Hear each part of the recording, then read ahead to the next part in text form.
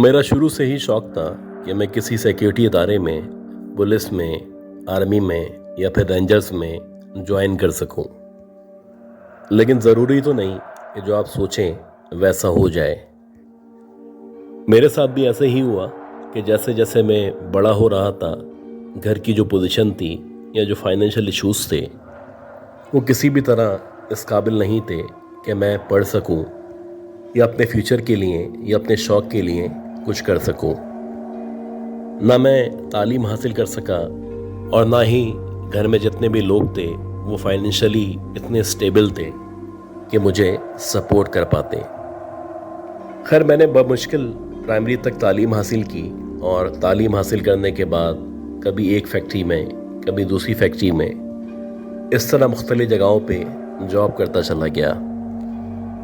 खैर, जब मैं 18 या 19 साल का हुआ तो मैं, क्योंकि बहुत लंबा चौड़ा था, बहुत सेहतमंद था, तो ये जो प्राइवेट सिक्योरिटी इदारे होते हैं या प्राइवेट सिक्योरिटी प्रोवाइडर्स होते हैं, मैंने उनसे रब्ता करना शुरू किया। खैर, काफ़ी जद्दोजहद के बाद बिलाखिर एक प्राइवेट सिक्योरिटी कंपनी थी, उन लोगों ने मुझे जॉब ऑफ़र कर दी। अब ये 1996 या 7 चल रहा था, बहुत पुरानी बात थी। और जो लोग कराची में रहा करते हैं उनको पता है कि ये जो ईयर्स थे ये कराची के लिए बहुत ही खूनी साल थे। अब ये जो सिक्योरिटी कंपनी थी, इन लोगों ने जो सबसे पहले मुझे पोस्टिंग की या जहाँ पे मुझे सबसे पहले भेजा, वो एक कराची का बहुत मशहूर एरिया है जिसे साइट एरिया कहा जाता है। वहाँ पे मुझे सबसे पहले भेजा गया और मुझे बता दिया गया कि एक ऐसी फैक्ट्री जो कि तकरीबन 10 या 12 साल से मुकम्मल तौर पे बंद है, वहाँ पे रात के 8 बजे से सुबह 8 बजे तक मुझे ड्यूटी अंजाम देनी है। अब वैसे तो ये जो फैक्ट्री थी ये काफ़ी अरसे से बंद थी, लेकिन मुझे बताया गया था कि इस फैक्ट्री के अंदर बहुत सारी मशीन्स हैं जो कि बहुत कीमती हैं, वो मौजूद हैं। तो इसलिए ये जो कंपनी के मालिकान हैं वो चाहते हैं कि यहाँ पे एक सिक्योरिटी गार्ड को तैनात किया जाए। खैर, मैं बहुत खुश था, मेरी नई नई जॉब थी और मुझे माकूल मुआवजा मिल रहा था। तो मैं कोशिश करता कि 7:30 पौने 8 बजे तक शाम में पहुँच जाऊँ और पूरे 12 घंटे की ड्यूटी करने के बाद सुबह 8:30 बजे तक या 8 बजे तक वापस निकल जाऊँ। अब पहला दिन बहुत आराम से, बहुत सुकून से गुजरा। इसी तरह दूसरा दिन गुजर गया और बज़ाहिर लग रहा था जैसे सब कुछ नॉर्मल है। लेकिन जब चौथी रात आई तो चौथी रात को, रात के तकरीबन 9, साढ़े 9 बजे का टाइम था, शदीद सर्दी हो रही थी। उसके साथ साथ ये जो एरिया है, ख़ास तौर पे जो नाज़माबाद के बाद का जो एरिया था, वहाँ पे उस दौर में बहुत ज़्यादा सियासी तौर पे हालात ख़राब थे। तो आप कह सकते हैं कि इस पूरे रूट पे या पूरे रास्ते में ना कोई बंदा मौजूद था, ना ही बंदे की ज़ात मौजूद थी। खैर, 9:30-10 बजे का टाइम था और मैंने कुछ लकड़ियाँ वगैरह बाहर की तरफ जलाई हुई थी और लकड़ियाँ जलाने के बाद अपने हाथों को सेक रहा था, जबकि मेरे पीछे फैक्ट्री मौजूद थी जिसमें कि मुकम्मल तौर पे ताला लगा हुआ था। बस मेरा काम इतना था कि मैं उस फैक्ट्री के गेट के बाहर बैठा रहता था और जब सुबह हो जाती थी तो वापस चले जाया करता था। मुझे फैक्ट्री के अंदर जाने की या उसके दरवाजे को खोलने की या अंदर किसी को बुलाने की कतन इजाज़त नहीं थी। अब मुझे एकदम से ऐसा लगा कि जैसे अंदर की तरफ से किसी के बातें करने की आवाज़ आ रही है। पहले तो मैं इधर उधर देखने लगा, मुझे लगा कि शायद बराबर में जो फैक्ट्री मौजूद है उस फैक्ट्री के अंदर कोई मौजूद है, ये वहाँ से आवाज़ आ रही है। लेकिन जब मैंने गौर किया तो बाकायदा जिस फैक्ट्री के बाहर मैं मौजूद था, उस फैक्ट्री के अंदर की तरफ से ऐसा लग रहा था जैसे 2 औरतें या 2 ख़वातीन बातें कर रही हैं।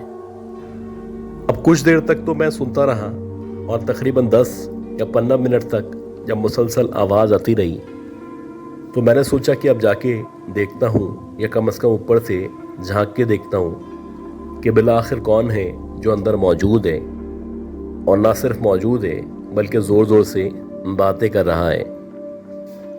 जैसे ही मैं फैक्ट्री के दरवाजे पे यानी उसके ऊपर चढ़ के अंदर की तरफ झांकने वाला था तो एकदम से ऐसा लगा जैसे जो बातें करने की आवाज़ें थी ये आना बंद हो चुकी हैं। अब जब आवाज़ें आना बंद हुई तो मैंने कुछ देर ऑब्जर्व किया और मैंने सोचा कि वाकई में इधर उधर से कहीं से आवाज़ आ रही होगी। मैं दोबारा से जहाँ पे आग लगी हुई थी वहीं पे गया, जाके बैठ के अपने हाथ सेकने लगा। इसी तरह टाइम गुजरता रहा और रात के तकरीबन 2 या 3 बजे का टाइम था। मैं उसी जगह पे बैठा हुआ था और आज मुझे बहुत ज़्यादा सर्दी महसूस हो रही थी।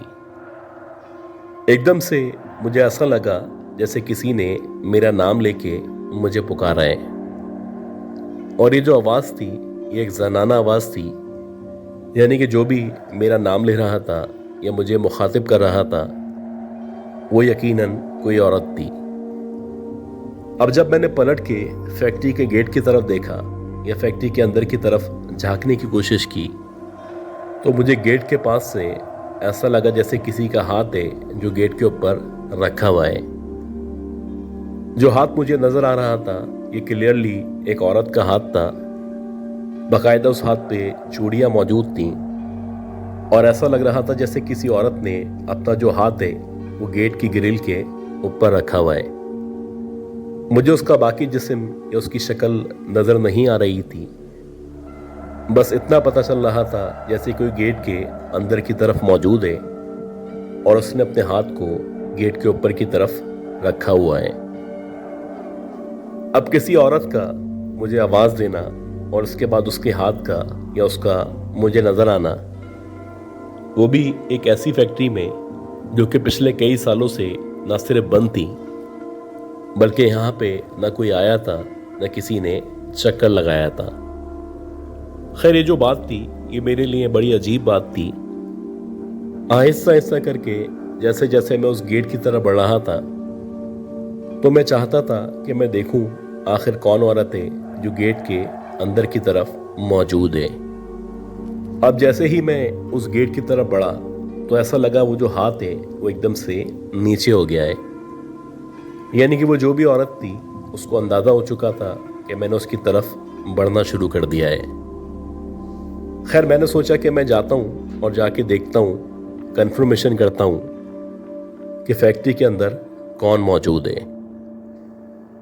अब जैसे ही मैं गेट के बिल्कुल करीब पहुंचा तो मैंने अपने तौर पे गेट के ऊपर पाँव रखा और गेट के ऊपर पाँव रखने के बाद जो ऊपर का हिस्सा था जहाँ पे ग्रिल लगी हुई थी वहां से अंदर की तरफ झांकने की कोशिश करने लगा। अब अंदर का जो हिस्सा था वो कुछ इस तरह से था कि अगर आप अंदर की तरफ देखें तो सामने एक सहन नुमा जगह मौजूद थी और उस सहन के बिल्कुल बराबर में थोड़ी सी घास लगी हुई थी और उसके आगे फिर फैक्ट्री स्टार्ट हुआ करती थी। बहरहाल जैसे ही मैं गेट के ऊपर चढ़ा और मेरी नज़र अंदर की तरफ पड़ी तो मैंने देखा कि इस अंधेरे में बस इतना पता चल रहा है कि वो जो पार्क नुमा जगह मौजूद है वहाँ पे कोई चेयर डाल के बैठा हुआ है। अब क्योंकि मेरा जो काम था वो इस फैक्ट्री की सिक्योरिटी था और इस बात की यकीन दहानी था कि इस फैक्ट्री में ना कोई एंटर हो सके ना ही कोई चोरी चकारी हो सके।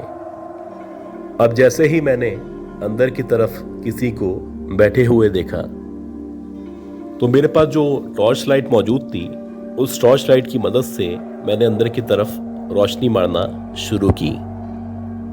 जैसे ही रोशनी उस चेयर पे या उस जगह पे पड़ी जहां पे कोई बैठा हुआ था तो मैंने देखा कि उस पार्क वाले हिस्से में यानी उस ग्रास वाले एरिया में चेयर के ऊपर एक औरत बैठी हुई है जिसने बज़ाहिर ब्लैक कलर के कपड़े पहन रखे हैं और उसके जो बाल हैं वो बहुत बड़े बड़े और कर्ली हेयर्स हैं। कुछ अजीब तरीके से वो ना सिर्फ चेयर पे बैठी हुई है बल्कि उसकी जो आंखें हैं ऐसा लग रहा है उसकी आंखों की जगह दो बहुत बड़े बड़े गड़े मौजूद हैं। अब जैसे ही रोशनी उसके चेहरे पे या उस औरत पे पड़ी तो अगले कुछ सेकंड के अंदर अंदर वो जो औरत थी उसने अजीब तरीके से अपनी ज़बान को मुंह से बाहर निकालना शुरू किया। मैं मुसलसल गेट पे लटका हुआ था।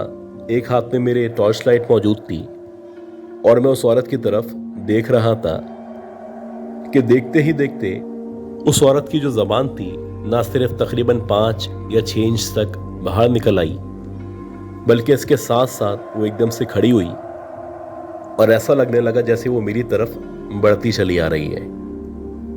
अब जैसे ही वो खड़ी हुई और उसने मेरी तरफ बढ़ना शुरू किया तो मैंने जल्दी से ये जो दरवाज़ा था उधर से नीचे जंप मारी और आगे जहां पे आग लगी हुई थी वहां पे जाके खड़ा हो गया। मुसलसल जो मेरा जिस्म था ना सिर्फ ये शिवर कर रहा था, ऐसा लग रहा था मेरे ऊपर शदीद सर्दी तारी हो चुकी है और मेरे दिमाग ने या मेरे जिस्म ने मुकम्मल तौर पे काम करना छोड़ दिया है। खैर, जहाँ पे आग लगी हुई थी मैं वहाँ पे जाके खड़ा हो गया और तकरीबन 15 से 20 मिनट तक वहाँ खड़ा रहने के बाद मेरी जो हालत थी वो कुछ बेहतर हुई। अब जब मुझे होश आया और मुझे अंदाज़ा हुआ कि मैंने फैक्ट्री के अंदर की तरफ क्या देखा है, तो उसके बाद मैंने फिर कुरान की तिलावत शुरू कर दी। जितनी भी आयत या सूरतें मुझे याद थीं, मैं पूरी रात ना सिर्फ उनकी तिलावत करता रहा, बल्कि जब सुबह हुई तो सुबह होने के बाद जो मेरी सिक्योरिटी कंपनी थी या आप कह सकते हैं जो मेरे सुपरवाइज़र थे, उनसे मैंने रब्ता किया और उनसे कहा कि किसी भी कीमत पे मेरा जो ट्रांसफ़र है वो किसी और जगह किसी मकान के सामने कर दें, क्योंकि जो फैक्ट्री है इस फैक्ट्री के आगे मज़ीद में सिक्योरिटी गार्ड के तौर पे काम नहीं कर सकता। खैर, मेरे जो सुपरवाइज़र थे वो इंसिस्ट कर रहे थे कि कम से कम 1 महीना तो यहाँ पे जॉब करो और अगर तुम कहोगे तो जो तुम्हारी सैलरी है उसमें 5,000 रुपये का इजाफा कर देंगे। लेकिन बहरहाल मेरा वहाँ पे जॉब करना या वहाँ पे रुकना बिल्कुल भी ठीक नहीं था। मैंने उनसे यही रिक्वेस्ट की कि अगर आप मुझसे जॉब करवाना चाहते हैं तो मेहरबानी होगी कि मेरा तबादला किसी और जगह कर दें। और ऐसा ही हुआ कि अल्लाह का शुक्र है कि उन्होंने मेरी बात मानी और इसके बाद मुझे नाज़माबाद के एक घर में सिक्योरिटी गार्ड के तौर पे ड्यूटी दे दी। –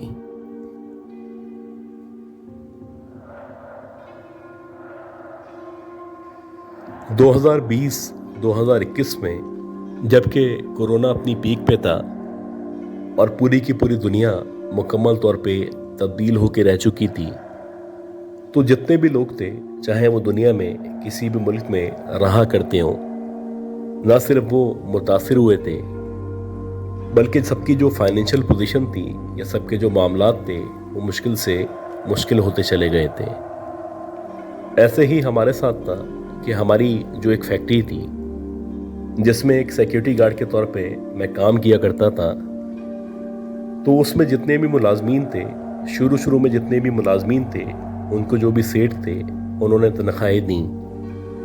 लेकिन जैसे जैसे कोरोना बढ़ता चला गया और इसका जो पीरियड था या इसका जो टाइम था उसमें इजाफा होता चला गया, तो कोरोना आने के 1-2 महीने तक सैलरियाँ मिलती रहीं, लेकिन उसके बाद जो भी लोग थे जाहिर सी बात है वो भी परेशान थे। तो उन्होंने अपने जो भी एम्प्लॉयज़ थे उन सबको ना सिर्फ सैलरी देना रोकी, बल्कि इन अदर वर्ड्स उनको कह दिया कि अगर इस फैक्ट्री में दोबारा से काम होगा और दोबारा से हालात नॉर्मल होंगे तो ही हम इस फैक्ट्री को कंटिन्यू कर सकेंगे। जब तक के लिए हम इस फैक्ट्री को बंद कर रहे हैं। अब क्योंकि मेरा जो काम था वो सिक्योरिटी गार्ड का काम था, तो फैक्ट्री के अंदर प्रोडक्शन हो या ना हो, फैक्ट्री की या उसके सामान की या उसकी मशीनों की हिफाजत के लिए मेरी जो जॉब थी वो कम से कम कंटिन्यू थी। खैर, शुरू में जब ये प्रोडक्शन चल रही थी तो इस फैक्ट्री में बड़ी रौनक हुआ करती थी, लेकिन जब कोरोना की वजह से चीज़ें चेंज हुई और प्रोडक्शन कम्प्लीटली रुक चुकी थी, तो जो फैक्ट्रियाँ थीं ये कब्रिस्तान का मंजर पेश कर रही थी। खैर, इसी दौरानिए में जब ये कोरोना चल रहा था और फैक्ट्रीज़ की प्रोडक्शन बंद थी, तो हमें पता चला कि हमारी फैक्ट्री के 2 मुलाजमीन को भी कोरोना हो चुका है। उन मुलाजमीन में एक मर्द था और एक औरत थी। खैर, अपने तौर पर उनके जो घर वाले थे उन्होंने उनका इलाज करवाने की पूरी कोशिश की, लेकिन बस अल्लाह जिसको जितनी ज़िंदगी दे। ऐसा ही हुआ कि उन दोनों में जो एक औरत थी, उस औरत का कोरोना की वजह से इंतकाल हो गया। अब जो मालिकान थे, उन्होंने रस्मी तौर पे थोड़ा बहुत उनकी फैमिली के साथ ताउन किया और इसके बाद ज़िंदगी वैसे ही गुजरने लगी। ये जो खातून थी, इनके इंतकाल को जब 10 या 12 दिन गुजर चुके थे, तो हस्बे मामूल मैं फैक्ट्री के बाहर सिक्योरिटी के लिए अपनी ड्यूटी अंजाम दे रहा था। रात के तकरीबन 9:30-10 बजे का टाइम था कि मुझे एकदम से ऐसा महसूस हुआ कि जो फैक्ट्री है, इस फैक्ट्री में मशीन के चलने की आवाज़ आ रही है। अब जब मुझे मशीन चलने की आवाज़ आना शुरू हुई, तो जाहिर सी बात है मेरा काम सिक्योरिटी का था, तो मुझे एकदम से परेशानी लाहक हुई। मैं सोचने लगा कि इस फैक्ट्री में अभी कोई भी मौजूद नहीं है, ना ही कोई वर्कर है, ना ही कोई सुपरवाइज़र है, ना ही कोई मालिक है। तो बिलाखिर ये जो मशीन चलने की आवाज़ आ रही है, ये कहाँ से आ रही है? पहले तो मैं इस पर गौर करता रहा, लेकिन जब मुसलसल मुझे आवाज़ सुनाई देती रही और मुझे यकीन हो चला कि जो मशीन चलने की आवाज़ है वो फैक्ट्री के अंदर से फर्स्ट फ्लोर से आ रही है, तो मैं आहिस्ता आहिस्ता करके स्टेयर से होता हुआ फर्स्ट फ्लोर की तरफ बढ़ने लगा। जैसे जैसे मैं ऊपर जा रहा था, वैसे वैसे जो मशीन चलने की आवाज़ थी, ना सिर्फ ये बढ़ती चली जा रही थी, बल्कि ऐसा लग रहा था कि जैसे कोई फर्स्ट फ्लोर पे मौजूद है और वहाँ पे स्टिचिंग या जो भी काम है वो कर रहा है। अब जैसे ही मैं स्टेयर से होता हुआ ऊपर की तरफ आया, तो ये जो फर्स्ट फ्लोर था, जहाँ पे बहुत सारी मशीन रखी हुई थी, ये मुकम्मल तौर पे अंधेरे में डूबा हुआ था। अभी जबकि मैं लाइट खोलने ही वाला था, तो एकदम से मुझे महसूस हुआ कि इस फ्लोर पे जो सबसे कोने वाली मशीन है, वो एकदम से चलना शुरू हुई है। अब अंधेरे में मुझे जितना नज़र आ रहा था, उसके मुताबिक ऐसा लग रहा था जैसे वो जो आखिर का हिस्सा है, यानी जहाँ पे वो मशीन मौजूद है, उस मशीन के सामने कोई बैठा हुआ है। पहले तो मुझे यही लगा कि शायद कोई शोर होगा, तो मैंने एकदम से जो मेरी गन थी, ना सिर्फ वो लोड की, उसके साथ साथ मैंने जो लाइट थी उनको भी ऑन कर दिया। अब जैसे ही मैंने लाइट्स ऑन की, तो जो मंज़र मैंने अपने सामने देखा, मैंने इससे खौफनाक तरीन मंज़र अपनी ज़िंदगी में कभी भी नहीं देखा था। मैंने देखा कि वही औरत जिसकी अभी कुछ दिनों पहले कोरोना की वजह से डेथ हुई थी, वो उसी आखिरी वाली मशीन पे बैठी हुई है। ना सिर्फ बैठी हुई है, ऐसा लग रहा है जैसे वो वहाँ पे बैठ के स्टिचिंग कर रही है। अब पहले तो मुझे समझ ही नहीं आया कि मैं क्या देख रहा हूँ। काफ़ी देर तक, यानी तकरीबन 15 या 20 सेकंड तक मैं मुसलसल वहीं पे खड़ा रहा। ऐसा लग रहा था जैसे मेरे मुंह से ना आवाज़ निकल रही है, ना ही मैं उसको कुछ बोल पा रहा हूँ, और ना ही मेरी समझ में आ रहा है कि मैं क्या देख रहा हूँ।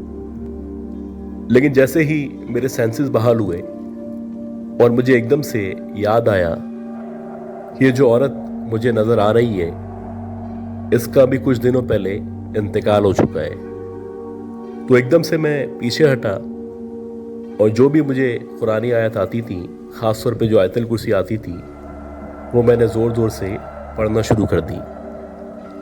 आयतुल कुर्सी पढ़ते पढ़ते मैं ना सिर्फ पलटा, बल्कि पलटते पलटते जैसे तैसे गिरता पड़ता नीचे की तरफ आ गया। अब जब मैं नीचे की तरफ आया, तो मेरे कुछ औसान बहाल हुए और मैं तकरीबन 1 घंटे तक मुसलसल वहाँ पे खड़ा हुआ कांपता रहा।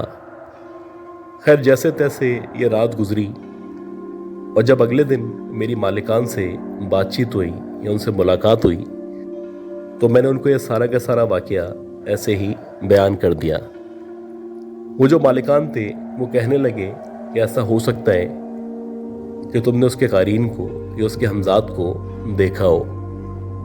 खैर, जब तक ये फैक्ट्री बंद है, तुम कोशिश करो कि आवाज़ होने के बावजूद भी ना अंदर जाना और ना ही ऊपर चढ़ने की कोशिश करना। जब दोबारा से प्रोडक्शन स्टार्ट हो जाएगी, तो हम देखेंगे कि वो फिर नज़र आती है या नहीं। खैर, उसके बाद तकरीबन 1-1.5 साल तक इसी तरह न सिर्फ वो फैक्ट्री बन रही, बल्कि इत्तफाक से मेरा जो ट्रांसफ़र था वो किसी और जगह कर दिया गया था। अब मुझे नहीं पता कि उस जगह पे, उस फैक्ट्री में वो औरत नज़र आती है या नहीं नज़र आती।